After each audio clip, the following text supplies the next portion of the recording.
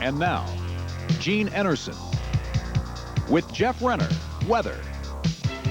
Tony Ventrella, sports. And arts and entertainment editor, Lucy Mole.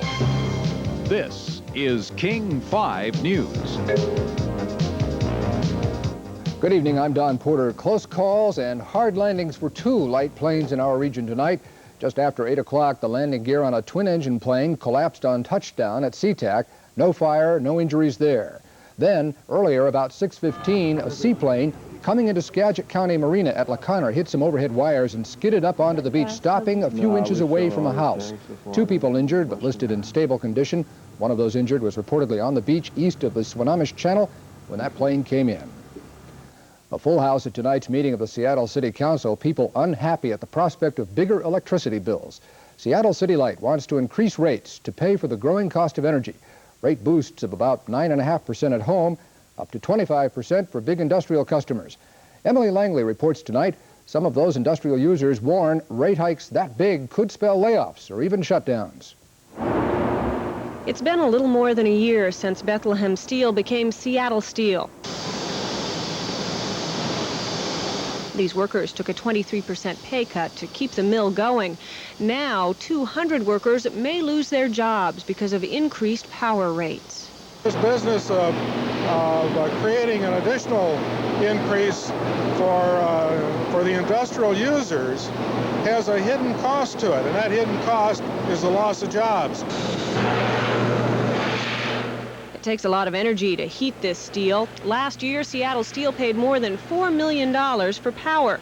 The proposed rate hike would boost that bill by another $1 million. But the fear is the worst thing that they have, of whether they're going to be employed, whether or not they're going to make steel. Steel workers and plant owners joined together tonight to ask the Seattle City Council for an across-the-board 9.5% rate increase. Businessmen say any hefty increase for industry will hurt the economy and the city. But let's not cut the income to the city by doing things such as this and other things that make it more difficult to do business within the city of Seattle. But those who helped devise the rate proposal say it's time industry paid its fair share. If it's true that jobs are going to be cut as badly as they are, I'm sorry, but I still think that an across-the-board increase is the wrong way to go. It's backtracking. It's keeping rates down for some customers at the expense of others.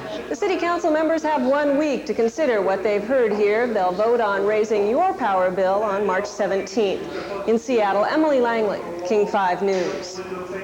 Flashback now to the 1950s. It happened in Monticello, Kentucky, where the price of gasoline at the pump dropped to just under 30 cents a gallon during a gas price war last week. Here in Seattle, the price of regular gas continues to drop about a penny or two a week. Out in Linwood, a 3-station price war there dragged the price of regular to around 88 cents a gallon. The space agency won't say so publicly, but sources say pathologists today examined remains of the crew of the Space Shuttle Challenger. High winds and rough seas 16 miles off Cape Canaveral hampered today's search for more body parts and shuttle debris. But the crew's closest relatives have been told that remains were recovered and brought ashore Saturday. I was a little surprised because I had been at the launch and I didn't see any debris come down. I'm going to have to go through pretty much the same thing that we went through more than a month ago. And at that time, it was very sad. This shows the crew compartment of the shuttle where the 5 men and 2 women on the crew were riding when the Challenger was engulfed by a fiery explosion 73 seconds after liftoff, January 28th. Recovered body parts have been taken to a hospital at Patrick Air Force Base. Now, the condition of these bodies is not known, but sources caution we're talking about remains, not bodies. Meanwhile, NASA is under fire from senior astronaut John Young, pilot of the first shuttle mission. In a scathing memo, Young has set forth what he called an awesome list of safety problems, adding some astronauts are lucky to be alive. Today, Young's memo won support from ex-astronaut Tom Stafford. I certainly back what John has said, and again, from what I've read in the press, I certainly am 100% behind him, knowing of his character, his intelligence, and his intellect for all these years. But one NASA official called Young's memo strange. I disagree with what I read in the memo that says that astronauts are lucky to be alive because of some of the problems that have been evident in the program. The Presidential Commission now investigating the Challenger explosion is talking about another public hearing, this one just to hear testimony from astronauts. Stay with us. There's more to come on King 5 News tonight. The legislature rushes toward adjournment.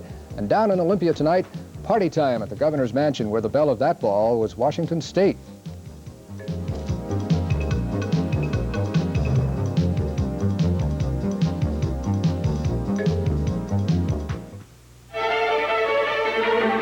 The new 5000 series from Audi. The 5000 Turbo Quattro, Turbo, Sedan, Wagon. 5,000 reasons to own an Audi. Make that 5001. Now available with anti-lock braking systems. Test drive the full line of exciting Audis at these dealers.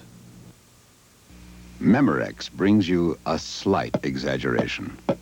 Most floppy disk edges are sealed just here and there. But not Memorex. We seal every inch of every edge with solid seam bonding. So a Memorex edge fights bulges, puckers, warps. Because if all that jams your disk drive, you can lose all your data. And that's no exaggeration. Memorex has the edge. In the West, when you had something of value, you put your brand on it. It was more than a sign of ownership. It was a symbol of pride. At U.S. West Direct, we still believe in that tradition. We publish the West's complete Yellow Pages, and we're proud of it. So 35 million times a year, we lay down our brand on the West's best directory. It's part of our heritage.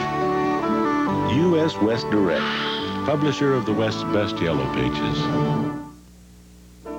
In feminine protection, wetness is the problem. Absorbency is the answer. And the MaxiThin Center has proven it absorbs better than any ordinary pad material. Now MaxiThin's pads have a new longer length for an extra measure of protection. And there's a new soft quilted cover sheet. New longer length, new soft quilted cover sheet, new MaxiThins, the one that improved on proven protection. King 1090 dedicates 24 hours every day to giving you the complete news picture. King 1090, the Northwest's only total news and information station. Down in Olympia, our legislature is trying to clear the decks so they can adjourn and go home. James Hattori reports tonight lawmakers have passed a supplemental budget and a bill setting limits on liability lawsuits.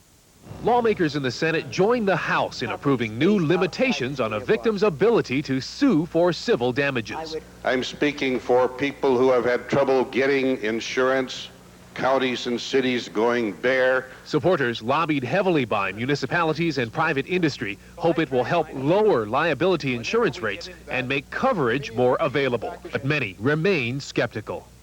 I think we're doing more damage to the victims than we are trying to resolve the insurance crisis situation. The opponents spoke in vain. Now only Governor Gardner will decide the bill's merits. I don't think the public fully appreciates the number of long hours. Majority Democrats are pleased with their progress on all issues over the past 57 days, including final passage of a $103 million supplemental budget.